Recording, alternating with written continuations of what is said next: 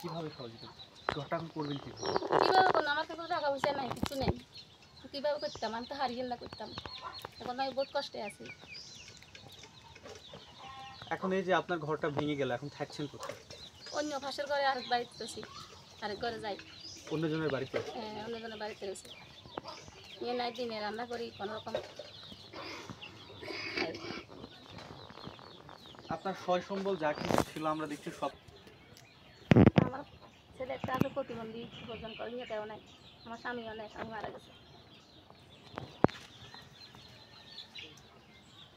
এখন আপনি এই ঘরটা ঠিক করবেন কিভাবে? কীভাবে করতাম? বাবা, আপনারা যদি ব্যাগে সহযোগিতা করেন তাহলে ঠিক করতাম, মানে নলে হরে থাকবো। কী করলাম? আমার তো টাকা পয়সা নাই, আমি কীভাবে তৈরি করি?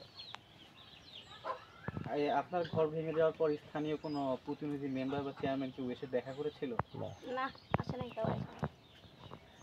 এই যে প্রায় 12-14 দিনের মতো হয়ে যাচ্ছে, যেই ত্রাণ, সেই ত্রাণটা কি পেয়েছিলেন? খাইছি। এই আপাতত যা খেয়ে বাঁচছেন এই চিড়ামুড়ি এগুলোই?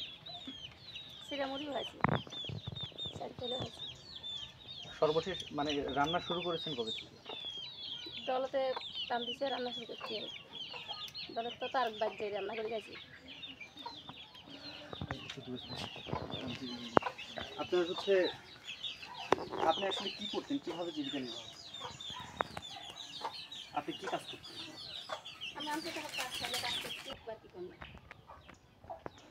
বন্যার পানিতে তো অনেকের অনেক ক্ষয়ক্ষতি হয়ে গিয়েছে, অনেকে মারাও গিয়েছে, কাল ত্যাগ করেছে, কিন্তু আমরা দেখতে পাচ্ছি যারা আপনারা রয়েছেন একদম নিম্নবিত্ত, আপনাদের ঘর বাড়ি ভেঙে একবার নিঃস্ব হয়ে গেছেন আপনারা। এখন আপনাদের অবস্থা অনেক দুর্বিষহ। এখন আসলে কেমন মনে হচ্ছে এই বন্যা পরবর্তী অবস্থা?